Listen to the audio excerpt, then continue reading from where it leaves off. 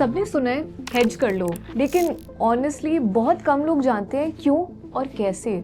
Text book बोलता है opposite position लो और रिस्क कवर हो जाएगा। साउंड सिंपल राइट, पर मार्केट में एक हेज एक चेक बॉक्स नहीं है। हेजिंग ना एक माइंडसेट है। एक ट्रेडर का मैच्योरिटी लेवल तब समझ आता है जब वो हेज को सिर्फ प्रोटेक्शन नहीं प्रिसिजन समझता है। यही माइंडसेट आपके कैपिटल के साथ साथ आपके इमोशंस को भी प्रोटेक्ट करता है। हाय मारुनिमा एंड आप देख रहे हैं 915.trade by ग्रो। इस वीडियो में हम समझेंगे कि हेजिंग एक्चुअली कैसे काम करते हैं, टेक्स्ट बुक के बियॉन्ड एंड एक एडवांस ट्रेडर के लेंस से भी समझेंगे। तो चलिए शुरू करते हैं।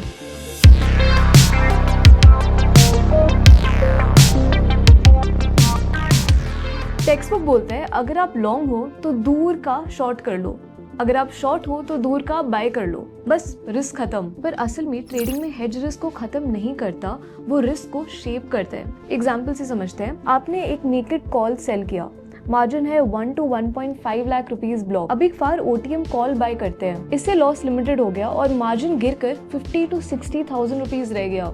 व्यू सिंपल है पर रिस्क डिफाइंड हो गया। यही होता है रियल हेज। ये रिस्क रिडक्शन नहीं, ये रिस्क इंजीनियरिंग है। प्रो ट्रेडर ये नहीं कहता कि कितना सेफ हो गया, वो पूछता है मेरा रेजिडुअल रिस्क क्या बचा है। अब समझते हैं मार्जिन इम्पैक्ट। एक हेज का सबसे बड़ा बेनिफिट क्या है? Capital efficiency. ब्रोकर्स और एक्सचेंजेस अनलिमिटेड लॉस वाली पोजीशंस पे ज्यादा मार्जिन ब्लॉक करते हैं, लेकिन जैसे आप एक हेज ऐड करते हो सिस्टम समझ जाता है रिस्क अब डिफाइंड है। आपका मार्जिन 60% तक गिर जाता है। अब आपके पास बचा कैपिटल और उस कैपिटल से आप और एफिशिएंटली ट्रेड कर सकते हो। एग्जाम्पल लेते हैं एक और। आप बैंक निफ्टी पे शॉर्ट स्ट्रैडल बना रहे हो, without hedge margin 2.5 to 3 lakh rupees है। अब अगर आप दोनों साइड फार ओटीएम ऑप्शंस बाय कर लो, लेट्स से 500 पॉइंट दूर पुट यूरोपियन और कॉल यूरोपियन, आपका total margin 1.2 to 1.4 lakh rupees तक आ जाता है। सेम पे ऑफ शेप पर capital efficiency double. Pro trader hedge करता है क्योंकि उसके लिए अवेलेबल कैपिटल भी एक पोजीशन होती है। 1 rupee saved is 1 rupee deployed elsewhere. Now let's look at the ultimate psychological hedge, emotional hedge. Trading में सिर्फ नंबर्स नहीं हिलते, इमोशंस भी स्विंग करते हैं। एक नेकेड पोजीशन में PNL ब्लिंक करता है और आपका हार्ट रेट भी। आपका माइंड रिएक्टिव हो जाता है। आप सोचते हो should I exit, should I add, और यही डिसीजन फटीग है। हेज ये नॉइज को रिमूव करता है। एक हेज ट्रेडर कामली ट्रेड करता है, और ये इसलिए क्योंकि उनको पता है कि डाउनसाइड डिफाइंड है, मैक्स लॉस भी पता है। वो मार्केट को कंट्रोल नहीं कर सकता पर अपना रिएक्शन कंट्रोल कर सकता है। Calm mind is equal to clear analysis. Clear analysis is equal to better sizing. Hedging आपको अलाउ करता है सिस्टम के साथ ट्रेड करने का, ना कि स्क्रीन के ब्लिंक के साथ रिएक्ट करना। एंड एक काम ट्रेडर ही कंसिस्टेंट ट्रेडर होता है।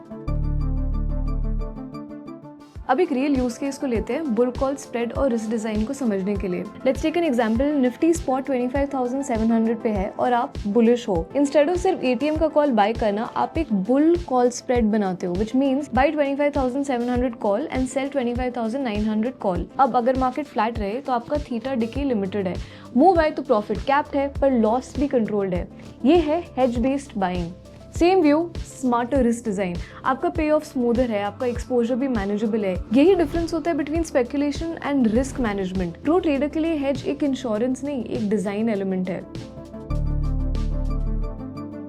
अब यहाँ से बात और इंटरेस्टिंग होती है। स्टैटिक हेज तो बेसिक है, पर एडवांस ट्रेडर्स यूज करते हैं डायनामिक हेजिंग। सपोज आपने निफ्टी फ्यूचर्स लॉन्ग किया है, एक 100 पॉइंट मूव पे आपका डेल्टा 1 है, लेकिन मार्केट गिर गया तो डेल्टा कोलैप्स करता है। आप उस डेल्टा को कंटिन्यूअसली रीबैलेंस करते हो, या तो ऑप्शंस के साथ या फिर इनवर्स फ्यूचर्स के थ्रू। इसको ही कहते हैं डेल्टा हेजिंग। यहाँ पर hedge evolves with market movement, लेकिन please remember dynamic hedging overtrade करने वाले लोगों को डिस्ट्रॉय भी कर सकता है, क्योंकि हर हेज का कॉस्ट होता है commission, slippage and mental bandwidth. Pro traders know when not to hedge is as important as when to hedge.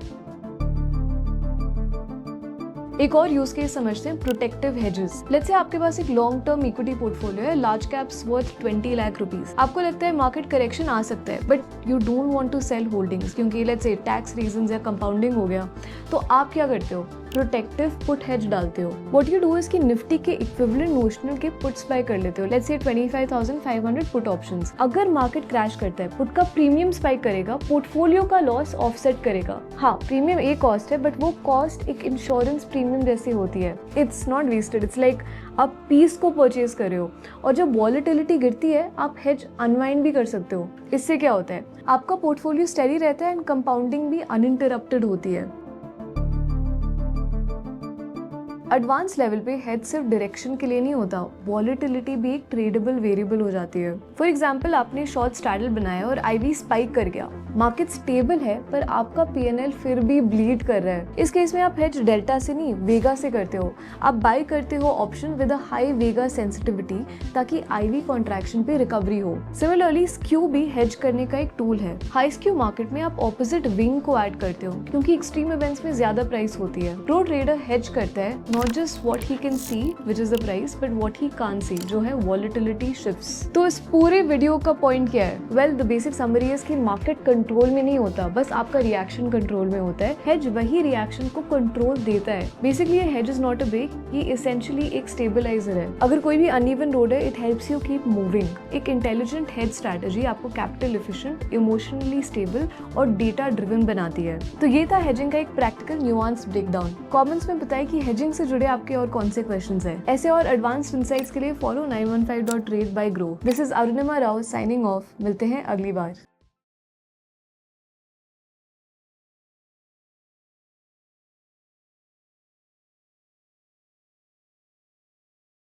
Investment in securities market are subject to market risks. Read all the related documents carefully before investing. Please read the risk disclosure documents carefully before investing in equity shares, derivatives, mutual fund, and or other instruments traded on the stock exchanges.